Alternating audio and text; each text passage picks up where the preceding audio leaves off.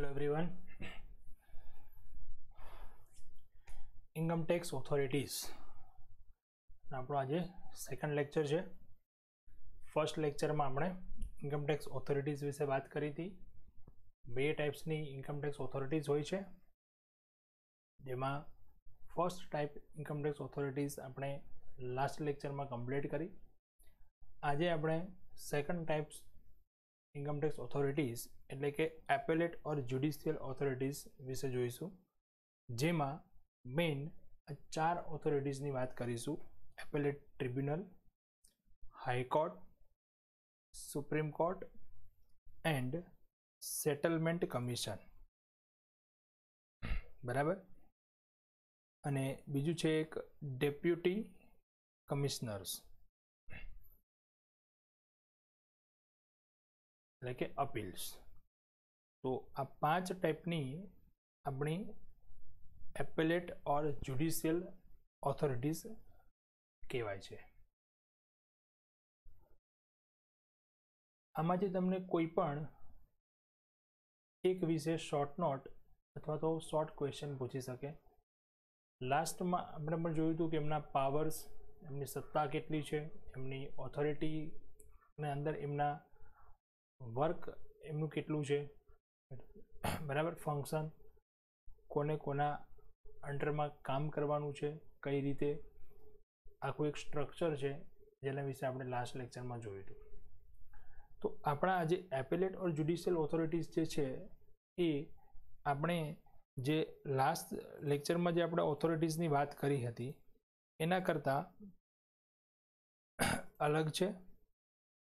કઈ રીતે? તો આપણે જોયું હતું કે ઇન્કમ ટેક્સ ઓથોરિટીઝની અંદર અપોઇન્ટમેન્ટ કોણ કરે પહેલાં તો, બરાબર. એમની જે પણ ઓથોરિટીઝ નક્કી કરવામાં આવે છે એની અપોઇન્ટમેન્ટ કોના દ્વારા કરવામાં આવે છે. એક્ઝિક્યુટિવ ઓથોરિટીઝ જે હતી, જે આપણે ફર્સ્ટ ટાઈપની ઓથોરિટીઝ જોઈ હતી, કે એક્ઝિક્યુટિવ ઓથોરિટીઝ જે હતી એમનું કામ શું છે, એમનું મેઇન ફંક્શન શું છે, એમનું મેઇન એમ શું છે. તો એમને એક્ઝિક્યુટિવ ઓથોરિટીના ફંક્શનની અંદર એમને એક ઓથોરિટી ખાસ પ્રોવાઈડ કરવામાં આવી હતી, અને એમનું એક એમનું મુખ્ય હેતુ શું હતો? તો have to see that the provision of law are properly implemented and people comply with the tax law. Executive ઓથોરિટીઝની અંદર central board of direct tax, assessing officers, income tax, આ બધા આપણે ઇન્સ્પેક્ટર્સ આપણે જોયું. તો આ લોકોની ઓથોરિટીઝ અને શું હતી, લિમિટ હતી એમની. ક્યાં સુધી લિમિટ હતી? એમને ફક્ત કામ શું કરવાનું છે કે જે પણ કાયદાની પ્રોવિઝન છે એ કાયદાની પ્રોવિઝન બરાબર ઇમ્પ્લિમેન્ટ થઈ છે, લોકો એનું બરાબર રીતે પાલન કરે છે કે નહીં, આટલું જ. જ્યારે જ્યુડિશિયલ એપેલેટ ઓથોરિટીઝ જે છે, જે આપણે આજે ડિસ્કસ કરીશું, એમનું મેઇન કામ શું છે? તો એમનું મેઇન કામ છે પ્રોપર જસ્ટિસ, સાચો ન્યાય આપવાનું કામ છે, with to done honest tax payer. જે પ્રામાણિક રીતે જે લોકો ટેક્સ ભરે છે એમને ક્યાંય અન્યાય ન થાય, અનજસ્ટિસ ના થાય, એ એમને જોવાનું કામ છે. બરાબર છે. મતલબ શું થયું?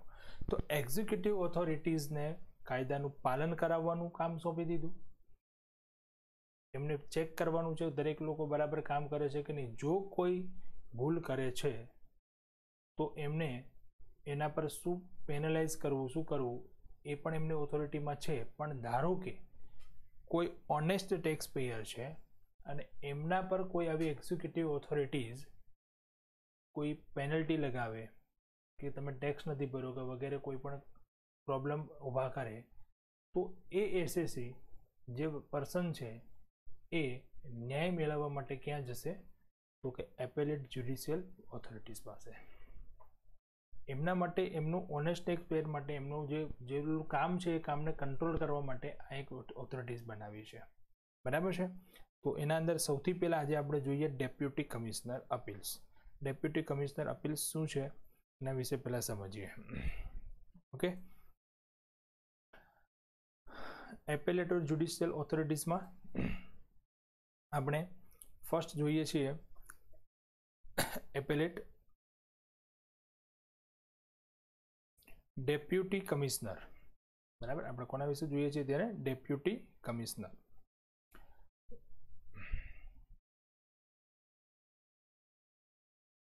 ચલો એ પહેલા એપેલેટ જ્યુડિશિયલ ઓથોરિટીઝ માટે થોડું બેઝિક જોઈ લઈએ. તો income tax officer is an executive authority who assesses the income of the assessee and issues the assessment order. વાત કરીએ ને હમણાં કે એક્ઝિક્યુટિવ ઓથોરિટી જે હતી એમનું કામ શું હતું, તો લોકોની આવકનું એસેસમેન્ટ કરવું અને એમને એસેસમેન્ટ ઓર્ડર આપવા. The assessee may be dissatisfied with the assessment. જો કોઈ એસએસસી આ એસેસમેન્ટથી ડિસસેટિસ્ફાઈડ થાય તો એ શું કરી શકે?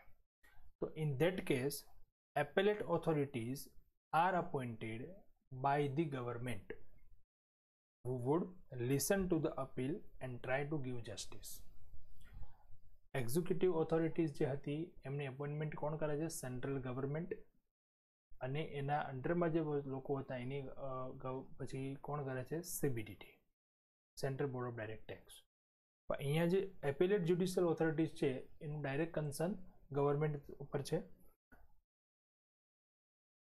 The following appellate authorities કઈ ઓથોરિટીઝ છે અપોઇન્ટેડ અંડર ધ એક્ટ. આ એક્ટમાં આટલી જ્યુડિશિયલ ઓથોરિટીઝને આપણે અપોઇન્ટ કરવામાં આવે છે બાય ગવર્મેન્ટ. ફર્સ્ટ છે ડેપ્યુટી કમિશનર, જેને અપીલ્સ પણ કહેવાય. Appellate tribunal, high court, supreme court and last settlement commission. આ જેમ સ્ટેપ બાય સ્ટેપ છે ને એમ એસએસસી પણ સ્ટેપ બાય સ્ટેપ આ ઓથોરિટીઝ પાસેથી પાસ થઈ શકે.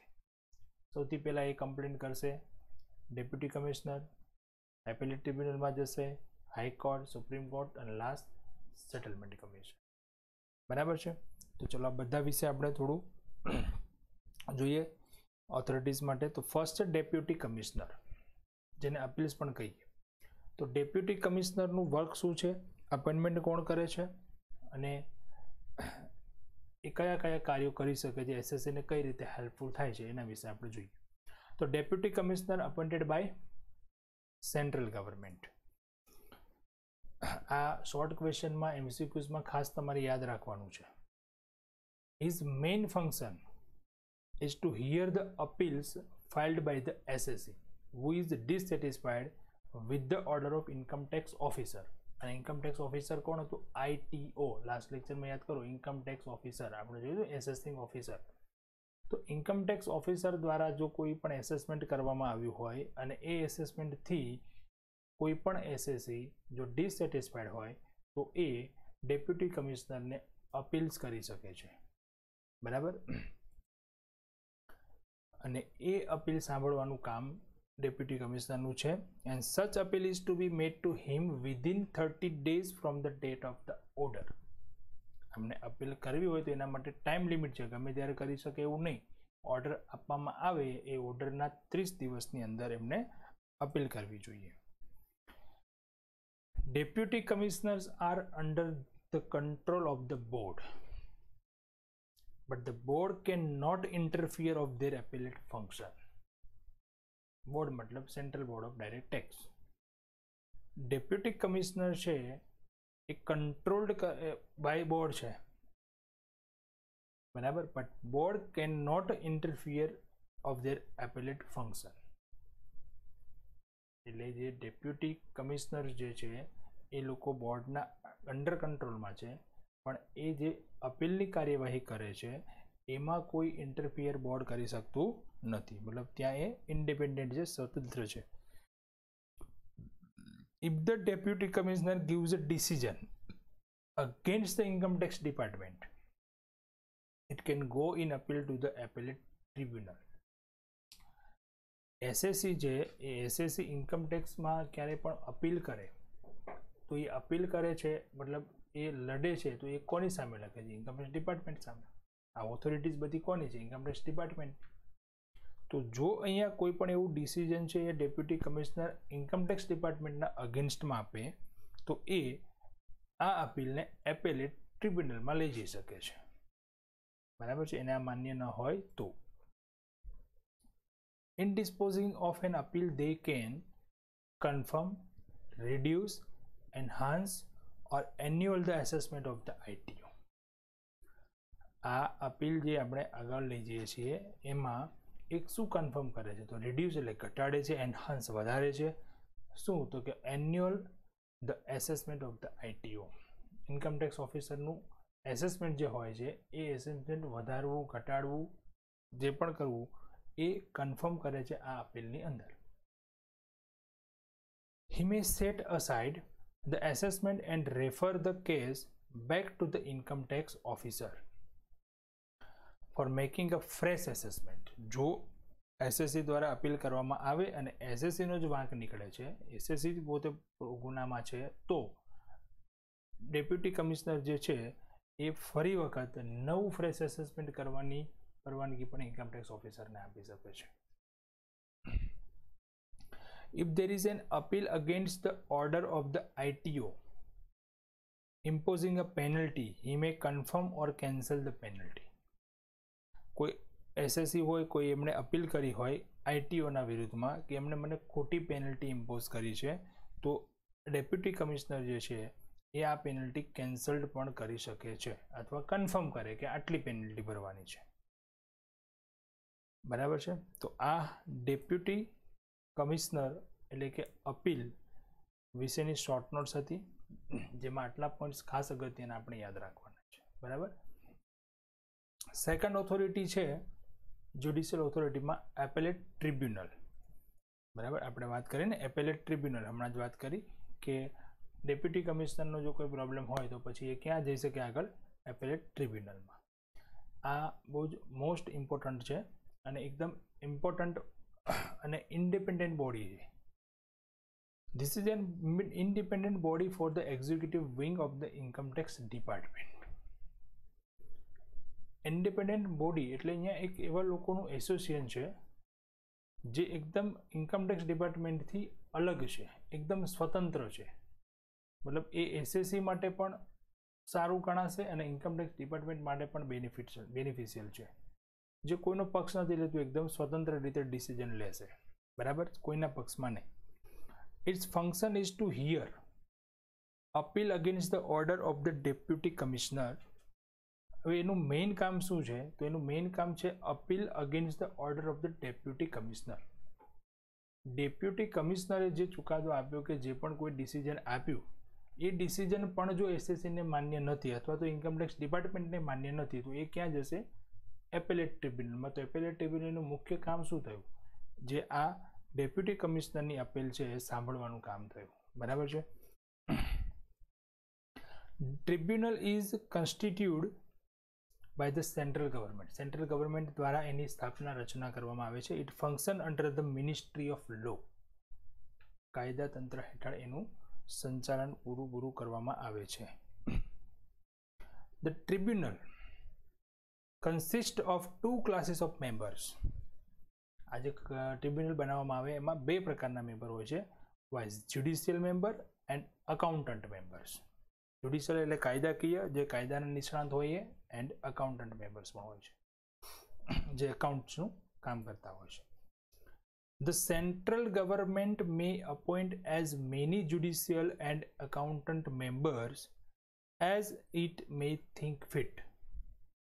Central government appoint many judicial, number fix નથી, ખાલી 2 પાર્ટ કર્યા એટલે ઘણા બધા લોકોની એપોઇન્ટમેન્ટ કરી શકે છે as a tribunal. Judicial member is appointed as the president of the tribunal by the government, and both the SSC or the income tax department has a right to make an appeal to it within 60 days. પહેલામાં કેટલા હતા? 30 days. સેકન્ડમાં અહીંયા કેટલા આવી ગયા? 60 days. Both એટલે income tax department પણ કરી શકે, એસએસસી પણ કરી શકે. અને બીજું, order was received by the assessed income subject to maximum ₹10,000. એટલે અહીંયા ઓર્ડર જે કોઈ પણ હોય એ 10,000 મેક્સિમમ છે. બરાબર, તો ત્યાં સુધીનું હોય ઇન્કમ, તો એ લોકો આના પર 60 ડેઝની અંદર અપીલ કરી શકે છે ટ્રિબ્યુનલને. The order passed by the tribunal on the question of fact is final and conclusive, but on the question of law a reference can be made to the High Court. પહેલા deputy commissioner આવે છે appeal માટે. Deputy કમિશનરના decision ઉપર કે એમનું જે ફાઇનલાઇઝેશન ઉપર જો કોઈ ડાઉટ હોય તો ઇન્કમટેક્સ ડિપાર્ટમેન્ટ અથવા તો એસએસસી ક્યાં જઈ શકે છે?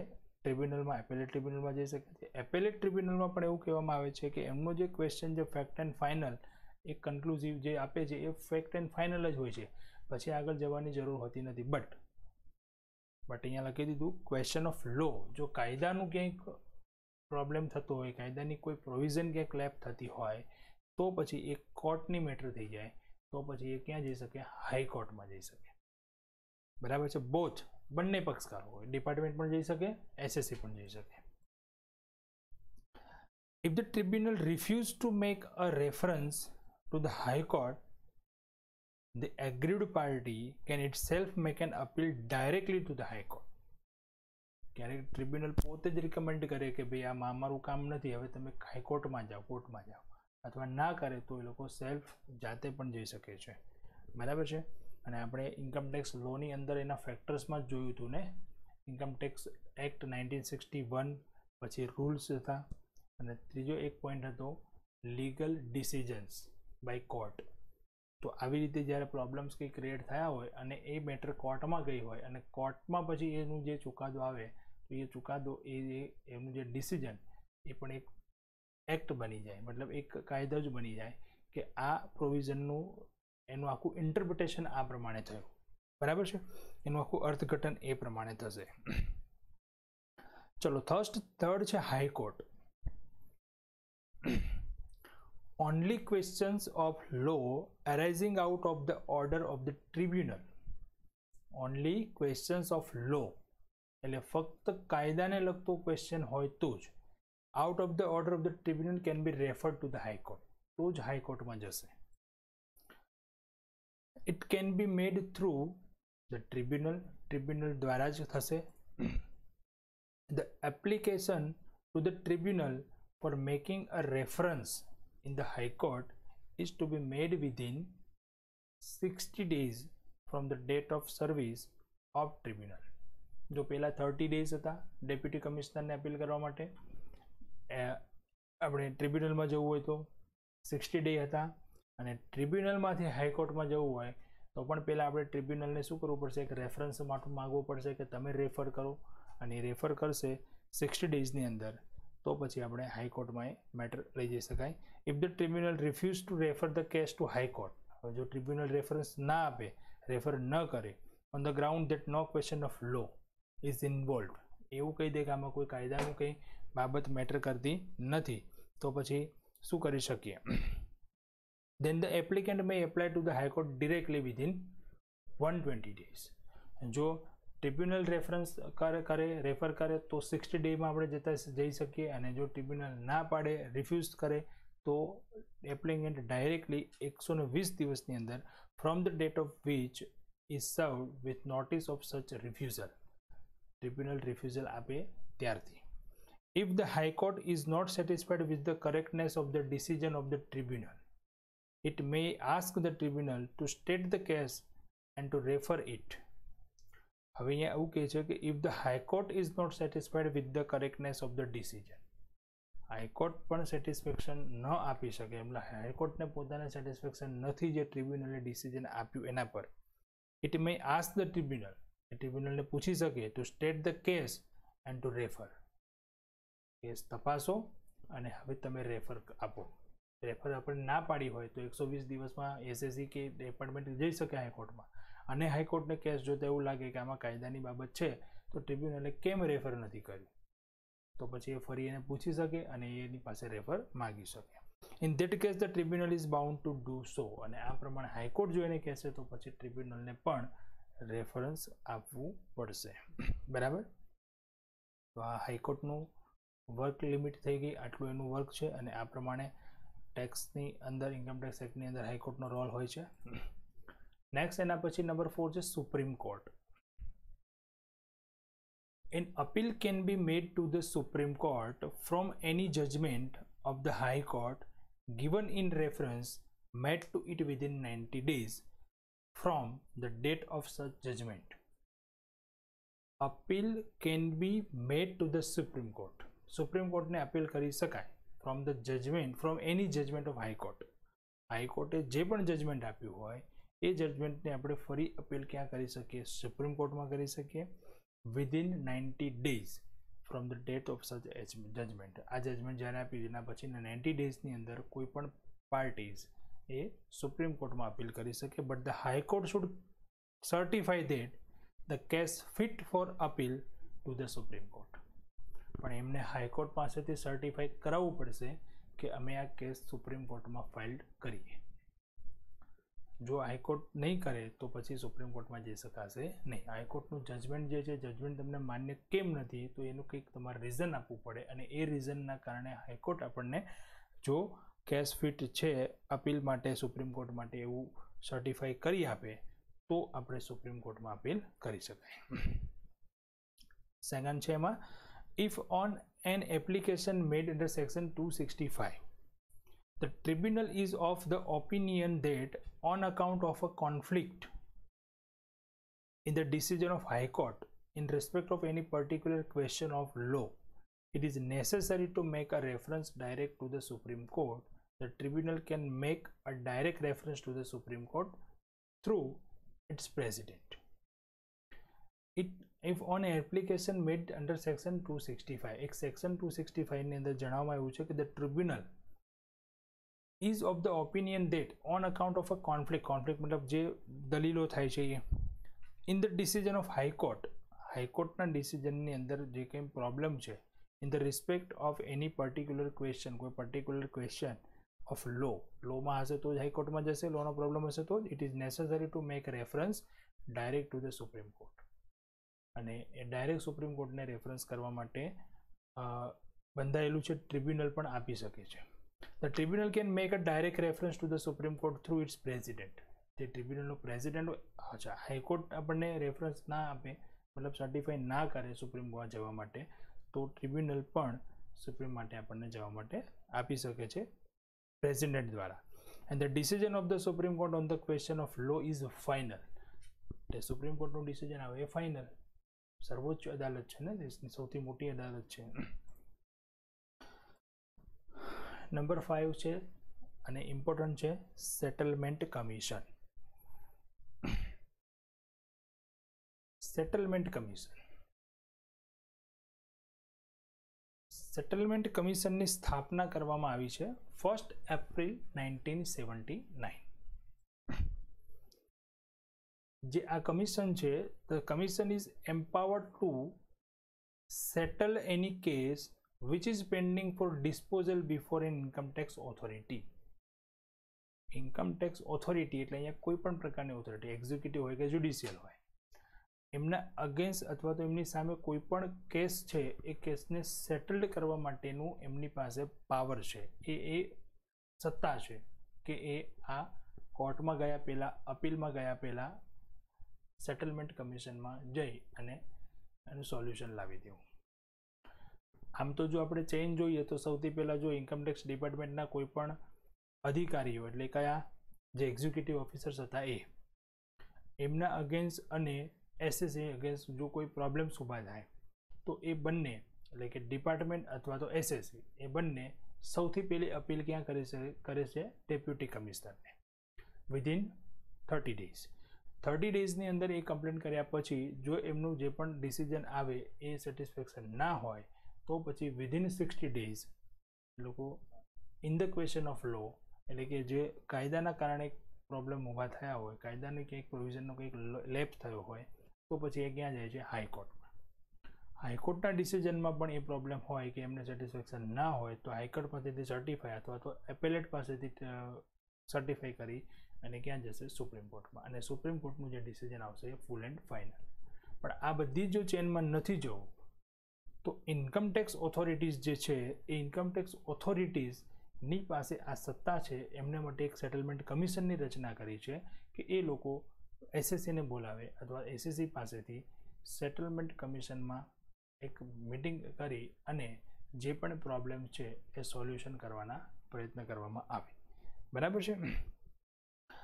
It is not an appellate authority.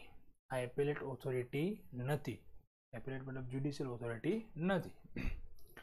It is extra legal remedy for settlement of cases. Extra legal remedy એટલે એક્સ્ટ્રા એક ઓથોરિટી છે, આ એક ગ્રુપ જ છે, એક એસોસિએશન જેવા એક સભ્યોનું આખું એક ગ્રુપ છે જે લોકો મળીને કામ કરે છે આના અંદર. It consist of a chairman, એક ચેરમેન હોય, one or more vice chairman, એકથી વધારે હોય છે vice chairman, and other members who are appointed by the central government.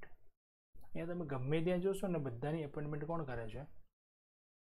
Central government, બરાબર છે. બટ એક્ઝિક્યુટિવ ઓફિસર્સની, એક્ઝિક્યુટિવ ઓથોરિટીની અંદર જો ખાસ ઇન્કમ ટેક્સ ઇન્સ્પેક્ટર જે છે એમની એપોઇન્ટમેન્ટ સેન્ટ્રલ ગવર્મેન્ટ કરતી નથી. Okay, the main bench of the commission is in new Delhi and 3 additional branches are Mumbai, Kolkata and Chennai. 3 bench એટલે કે એમની જે મેઇન ઓફિસીસ જે હોય છે અથવા જે બેન્ચમાર્ક હોય છે એ લોકોનું એક મેઇન છે એ ક્યાં છે? દિલ્હીમાં. બાકીની 3 મુંબઈ, કોલકાતા અને ચેન્નઈમાં છે.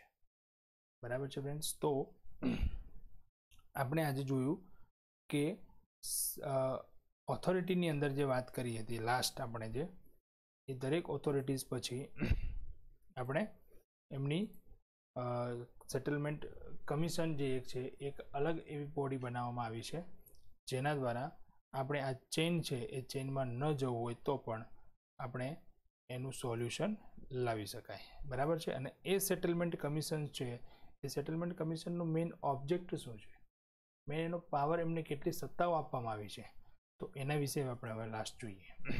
બરાબર છે. સેટલમેન્ટ કમિશન ક્યારે શરૂ કર્યું અને એનું મેઇન પાવર શું છે એમની પાસે, અને એમની શું કામ શું છે, કાર્ય શું છે, અને કેટલા એના મેમ્બર્સ હોય છે, એની રચના કઈ રીતે થાય છે, આ બધા પોઈન્ટ્સ એના બેઝિક પોઈન્ટ્સ હતા.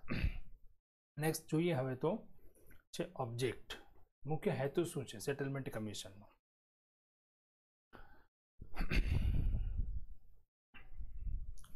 The object behind the setting up of the settlement commission is to create a channel whereby tax disputes can be settled expeditiously and in a spirit of conciliation rather than prolonging them through adversarial attitude. મુખ્ય હેતુ એ settlement કમિશનનો એ જ છે કે એક ટેક્સની બાબતમાં જે dispute ઊભા થાય છે ડિપાર્ટમેન્ટ અને એસએસએસ વચ્ચે, ટેક્સ ભરનાર વ્યક્તિઓ અને ડિપાર્ટમેન્ટના જે અલગ અલગ ઓથોરિટીઝ જે હોય છે એમના વચ્ચે ક્યારેક ત્યાં ઘર્ષણો ઊભા થાય છે અને જે પ્રોબ્લેમ્સ ઊભા થાય છે, તો આ ડિસ્પ્યુટને સેટલડ કરવા માટે ખાસ આ એક સેટલમેન્ટ કમિશનની રચના કરી છે. જે લોકોનું કામ એ છે કે એમને આ જે ડિસ્પ્યુટ ઊભા થાય છે એને રોકવાનું, અથવા ડિસ્પ્યુટ થયા છે તો એને આગળ ચેનલમાં ન પહોંચે એ પ્રમાણે એક એવી ચેનલ તૈયાર કરવી કે જેથી આ ડિસ્પ્યુટ ઓછા થાય, અને થાય તો એનું સોલ્યુશન અહીંથી જ કરી શકાય. Commission is not designed to provide an escape route for tax evaders. એનો અર્થ એ નથી થતો કે તમે ગમે તે રીતે ટેક્સ ચોરી કરશો તો આ સેટલમેન્ટ કમિશનમાં જઈને બચી જશો. એટલે મતલબ કે કમિશન આના માટે ખાસ ડિઝાઇન કરવામાં આવ્યું નથી જેથી આ ટેક્સ ઇવેડર્સ, જે ટેક્સ ચોરી કરનાર છે, ટેક્સ ઇવેડ કરનાર છે, એ લોકોને બચતનો એક લાભ મળી જાય.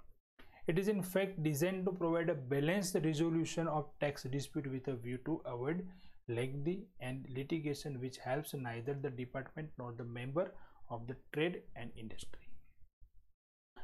સેટલમેન્ટ કમિશન એક એવી હેતુ માટે ડિઝાઇન કર્યું છે કે જેના કારણે જે વ્યક્તિઓ છે, જે બિઝનેસમેન જે છે, જે લોકો ઇન્કમ મેળવે છે, જે ટ્રેડ અને ઇન્ડસ્ટ્રીની અંદર મોટા પ્રમાણમાં વર્ક કરતા હોય છે, મોટા પ્રમાણનો બિઝનેસ કરતા હોય છે, એ લોકોને અને ઇન્કમ ટેક્સ ઓફિસર્સને જે ડિસ્પ્યુટ ઊભા થાય છે વોટ એવર મેટર્સની અંદર, તો એની એક લીગલ પ્રોવિઝનમાં એ લોકો ના જાય, લીગલ કાર્યવાહીમાં ન જાય અને ઓછા સમયમાં આ એમનું જે હોય છે એ સોલ્યુશન લાવે.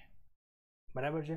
કારણ કે જો પહેલાં અપીલમાં જશે, અપીલ કર્યા પછી હાઈકોર્ટમાં જશે, હાઈકોર્ટમાં પછી સુપ્રીમ કોર્ટમાં જશે, બરાબર છે, તો એ એક લોંગ પ્રોસેસ થઈ જાય છે અને એક નેગેટિવ બાબત પણ ગણી શકાય આપણે એને. તો એ પ્રોસેસમાં ન જવા માટેની ખાસ આ એક સેટલમેન્ટ કમિશનની રચના કરી છે. In the proceeding before the commission there are no adversaries but only parties to the settlement. બીજા કોઈ પક્ષકારોની કોઈની જરૂર નથી. Only parties. હાઈકોર્ટમાં સુપ્રીમ કોર્ટમાં જશો તો એડવોકેટ હાયર કરવો પડશે, એ દલીલ કરશે. અહીંયા ઓનલી પાર્ટીઝ, બંને પાર્ટી સામે જ વાતચીત કરવામાં આવશે.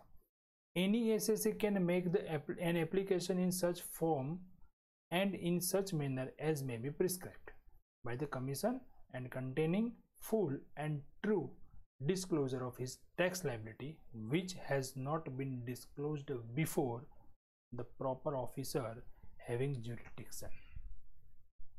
કોઈપણ એસએસસી સેટલમેન્ટ કમિશનમાં એપ્લિકેશન કરી શકે છે. એમનું જે પ્રિસ્ક્રાઇબ્ડ એક નિયત કરેલું એક ફોર્મ છે એના અંદર, પણ કન્ડિશન એક એવી છે કે જેના અંદર ફૂલ એન્ડ ટ્રુ અત્યાર સુધી એમણે કોઈ પણ ટેક્સની જવાબદારી છુપાવી હોય, ટેક્સ ન ભર્યો હોય અથવા ટેક્સ બચત કરી હોય કે બ્લેક મની હોય, કોઈ પણ વસ્તુ હોય જે એમણે ડિસ્ક્લોઝ નથી કર્યું, બતાવ્યું નથી, દર્શાવ્યું નથી ક્યાંય પણ પોતાના હિસાબોમાં વગેરે, એ પૂરેપૂરું સાચે સાચું લખી દેવામાં આવે.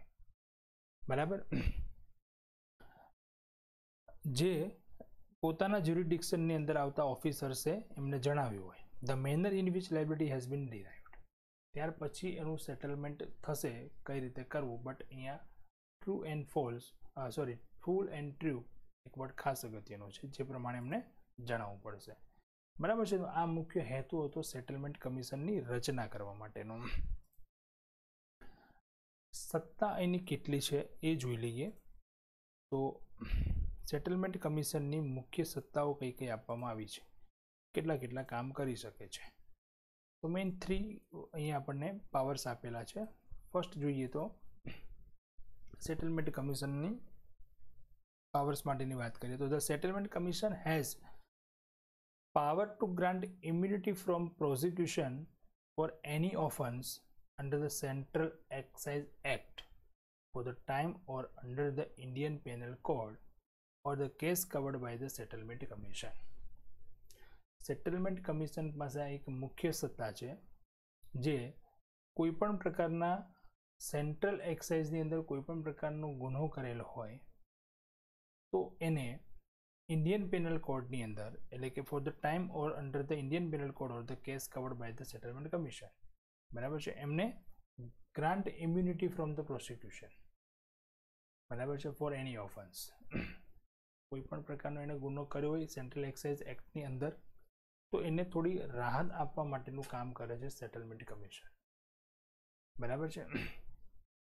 કોઈ પણ પ્રકારનો કેસ હોય, ઇન્ડિયન પેનલ કોડનો હોય કે સેટલમેન્ટ કમિશનની અંદર આવતો હોય કે etcetera. The commission also has power to grant immunity either wholly or in part from the imposition of any penalty and fine under Central Excise Act or the Custom Acts as the case may be in respect of the case covered by the Settlement Commission. અહીંયા ખાસ અમને જે સત્તાઓ આપી છે ને central excise act માટે અને કસ્ટમ એક્ટ માટેની સત્તાઓ છે સેટલમેન્ટ કમિશનની, બરાબર. અને જે ઇનડાયરેક્ટ ટેક્સીસ છે તો એના અંદર જે પણ એમને ગ્રાન્ટ ઇમ્યુનિટી ગ્રાન્ટ કરવા માટેની જે સત્તાઓ આપી છે હોલી એન્ડ પાર્ટલી, બરાબર છે, એ મેઇન એમની ફેક્ટર્સ એમના ફંક્શનની અંદર આવે છે. The proceedings before the settlement commission shall be deemed to be a judicial proceeding within the meaning of section 193 and 228 and for the purpose of section 196 of the Indian Penal Code. The proceeding before the settlement commission shall be deemed. Settlement કમિશનની સામે કોઈ પણ પ્રકારની proceeding આપણે કરવી હશે, કરતું હોય તો ડીમ ટુ બી જ્યુડિશિયલ પ્રોસેસિંગ, એને આપણે જ્યુડિશિયલ પ્રોસેસિંગ માનવામાં આવશે within the meaning of section. આ જે સેક્શન છે એના અંદર આનું આપણને ડીપમાં અથવા સૂચના આપેલી હશે, જણાવવામાં આવ્યું હશે કે કઈ રીતે એના આગળ આપણે પ્રોસિડિંગ કરવામાં આવે છે, બરાબર છે. તો સેટલમેન્ટ કમિશનના 3 આ મેઇન સત્તાઓ આપવામાં આવી છે. હવે લાસ્ટ અને કઈ રીતે આપણે એપ્લિકેશન કરવીશું સેટલમેન્ટ કમિશનની અંદર. Of cases can be made by an assessee as explained below. મતલબ કયા એસએસસી કયા પ્રકારના કેસની અંદર એ સેટલમેન્ટ કમિશનમાં એપ્લિકેશન કરી શકે છે. When an application is filed before the settlement commission, where proceeding for assessment have been initiated as a result of search or as a result of requisition of books of accounts or other documents or any assets. When an application filed, જ્યારે આપણે settlement કમિશનમાં application file કરવી હોય તો in case of proceeding for assessment માટેની પ્રક્રિયા શરૂ કરવામાં આવી હોય and as a result of search તપાસ કરવામાં આવી હોય or as a result of requisition of books of accounts મંગાવવામાં આવ્યા હોય અથવા કોઈ અધર એસેસ માટેના કોઈ ડોક્યુમેન્ટ મંગાવવામાં આવ્યા હોય તો application can be filed only if the additional amount of income tax payable of the income disclosed in the application exceed ₹50 lakh. એટલે application can be filed, application filed કરવી છે આપણે તો ક્યારે ફાઇલ્ડ કરી શકશો? Additional amount of income tax payable on the income disclosed in the application. તમે જે એપ્લિકેશન કરી આપણે અગાઉ જોઈ કે આપણે સેટલમેન્ટ કમિશનમાં એપ્લિકેશન કરવી હોય તો એસએસસી એપ્લિકેશન કરી શકે, પણ એની એક કન્ડિશન હતી એમણે જે પણ ઇન્કમ ડિસ્ક્લોઝ નથી કરી એ ટ્રુ એન્ડ ફૂલ ડિસ્ક્લોઝ કરવી પડશે. અને આજે ઇન્કમ જે ડિસ્ક્લોઝ કરી છે એમણે એ ઇન્કમ પર એમનું ઇન્કમ ટેક્સ જે છે એ પેએબલ થવો જોઈએ in the application exceeds ₹50 lakh income tax. બરાબર છે? On the income disclose income tax 50 લાખથી વધારે થવો જોઈએ એવા વ્યક્તિઓ સેટલમેન્ટ કમિશનમાં એપ્લિકેશન કરી શકે. ક્યારે? જ્યારે એમના બુક્સ ઓફ અકાઉન્ટ તપાસવા માટે મંગાવવામાં આવ્યા હોય, બરાબર છે, કોઈ અધર ડોક્યુમેન્ટ મંગાવવામાં આવ્યા હોય ત્યારે. બીજું છે where an application is filed in any other case. આ સિવાયની કેસની વાત કરીએ. Application can be filed only if the additional amount of income tax payable on the income disclosed in the application exceed ₹10 lakhs. જો પહેલો case એવો હતો કે જ્યારે આપણે એપ્લિકેશન ફાઇલ કરવી છે શેના માટે, તો કે તમારા પર એસેસમેન્ટની પ્રોસિડિંગ કરવામાં આવી છે અને એ એસેસમેન્ટ પ્રોસિડિંગની અંદર સર્ચ એટલે કે તપાસ કરી છે, result of requisition of books, requisition એટલે કે બુક્સ ઓફ અકાઉન્ટ આપણે મંગાવ્યા છે, જે પણ હિસાબો લખ્યા છે બધા હિસાબના ચોપડાઓ મંગાવવામાં આવે છે, બીજા કોઈ પણ ડોક્યુમેન્ટ્સ મંગાવવામાં આવે છે, વગેરે પ્રકારની જ્યારે કાર્યવાહી થઈ હોય અને પછી કોઈ એસએસસીની એપ્લિકેશન કરવી હોય સેટલમેન્ટ કમિશનમાં તો ત્યાં કન્ડિશન છે કે એમને જે ઇન્કમ ટેક્સ ભરવાનો થાય છે એ ઇન્કમ ટેક્સ 50 લાખથી વધારે હોવો જોઈએ. અને એ સિવાયના કેસમાં ઇન્કમ ટેક્સની રકમ કેટલી કરી દીધી? 10 લાખથી વધુ હોવી જોઈએ. હવે એપ્લિકેશન જ્યારે કરે તો એને કઈ રીતે સબમિટ શું કરવાનું છે એ પોઈન્ટ જોઈએ. તો he is required to submit relevant accounts and the prescribed fees of ₹500 along with the application. Application સાથે એમને એમના પોતાના રિલેવન્ટ જરૂરી પ્રકારના જે પણ અકાઉન્ટ છે એ ચડવાના છે અને ₹500 fees. If books of accounts, documents, cash, gold, silver, jewelry or any precious items of SSC is seized under section 132, then the application can be made for settlement of the case only after 120 days of such session.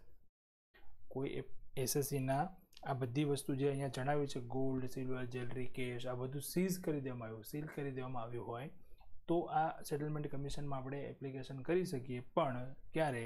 After 120 days 120 દિવસ પછી. After examination of the relevant records, reports etcetera and after hearing the applicant and the commissioner it may pass an any order as it thinks fit. 120 દિવસ પછી application કરશે અને પછી એ લોકો તપાસ કરશે એમના હિસાબો વગેરે આ તે બધું, અને પછી એમાં એમને જે પણ યોગ્ય લાગશે એ પ્રમાણે ડિસિઝન આપશે. The order of the commission is final and no appeal shall lie against it. Commissioner જે ઓર્ડર આપશે એ પછી ફૂલ એન્ડ ફાઇનલ, પછી ક્યાંય આગળ અપીલ થઈ શકશે નહીં. The order of settlement could be void. Void એટલે રદ બાતલ. બરાબર છે? The order of settlement could be void. એ રદ બાતલ ગણી શકાય, જે પણ ઓર્ડર કરશે એ મતલબ કેન્સલ્ડ એને કરી શકાય. if it is found later on that SSC obtained it by fraud or misrepresentation of the facts.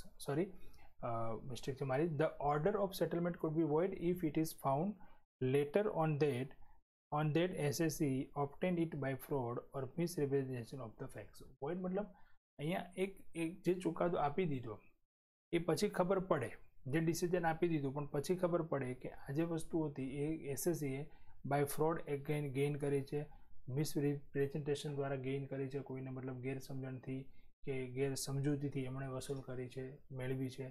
આવું જ્યારે કંઈ પણ ખબર પડે તો પછી એ વોઇડ એટલે કે આ જે ડિસિઝન છે એ રદ બાતલ થઈ શકે. પહેલાં શું કીધું, જેનું ડિસિઝન એ કેવું છે ફૂલ એન્ડ ફાઇનલ, બરાબર છે. એ પછી એમાં કંઈ ચેન્જીસ થાય નહીં, પણ જો આવી ખબર પડે તો એમાં ચેન્જીસ કરી શકાય, બરાબર છે. તો ફ્રેન્ડ્સ આપણે આજે લાસ્ટ આ યુનિટ 1નો લાસ્ટ લેક્ચર હતો આપણો. યુનિટ 1માં આપણા 3 ચેપ્ટર જે હતા આપણે કમ્પ્લીટ કર્યા, જેમાં ખૂબ જ અગત્યના અને ખૂબ વધારે માર્કિંગ કવર કરતા જે ચેપ્ટર્સ છે એ છે તમારું નંબર 1, ચેપ્ટર નંબર 1 ઇન્ટ્રોડક્શન, જેમાં પોઈન્ટ્સ અગત્યના હતા ઇન્કમ ટેક્સના સ્લેબ્સ અને ઇન્કમ ટેક્સની કેલ્ક્યુલેશન, ઇન્કમ ટેક્સનું હિસ્ટ્રી, ક્યારે ઇન્કમ ટેક્સ સ્ટાર્ટ થયો, ઇન્કમ ટેક્સના જે કોમ્પોનન્ટ્સ હતા, ફેક્ટર્સ હતા એ. બીજું ચેપ્ટર હતું ડેફિનેશન્સમાં પણ જેટલી પણ બાબતો આપણે અહીંયા લેક્ચરમાં ડિસ્કસ કરી છે ખૂબ જ ઇમ્પોર્ટન્ટ છે, બરાબર છે. અને થર્ડ ચેપ્ટર આપણું હતું chapter number 7 income tax authorities, જેમાં 2 ટાઈપની ઓથોરિટીઝ હતી. અહીંયા જેટલી પણ ઓથોરિટીઝ વિશે આપણે ડિસ્કશન કરી છે એ બધા જ તમને શોર્ટ નોટ અથવા શોર્ટ ક્વેશ્ચનમાં પૂછી શકે, બરાબર છે. આ બધું જ તમે લખવાનું છે બુકમાં, પીડીએફમાંથી જોઈને અને તૈયાર કરવાનું છે, રેડી કરવાનું છે. જેટલું સમજશો અને જેટલું વાંચશો એટલું તમને ઝડપથી યાદ રહેશે. ઓકે, ચલો તો હવે નેક્સ્ટ લેક્ચરમાં આપણે આપણું યુનિટ 2 સ્ટાર્ટ કરીશું અને જેમાં આપણે ચેપ્ટર સ્ટાર્ટ કરીશું residential status of an SSC. અત્યાર સુધી આપણે ઇન્કમ ટેક્સ એની અંદર ટેક્સેશનની અંદર ઇન્કમ ટેક્સ સ્ટાર્ટ કર્યું અને ઇન્કમ ટેક્સની અંદર આપણે એમનું બેઝિક જે હતું એક સ્ટ્રક્ચર જે હતું એ સમજ્યા છીએ. હવે ઇન્કમ ટેક્સની કેલ્ક્યુલેશન કઈ રીતે કરીશું, કયા પ્રકારના એસએસસી માટે કઈ રીતે આપણે ગણતરી કરીશું, એસએસસી શું છે, એનું સ્ટેટસ શું છે, ઇન્કમ છે કઈ એ બધી ડિસ્કશન હવે કરીશું. એટલે હવે આપણા બધા પ્રેક્ટિકલ ચેપ્ટર સ્ટાર્ટ થશે. ઓકે, તો નેક્સ્ટ લેક્ચરમાં મળીએ. જય પ્રભુ ટુ ઓલ ઓફ યુ.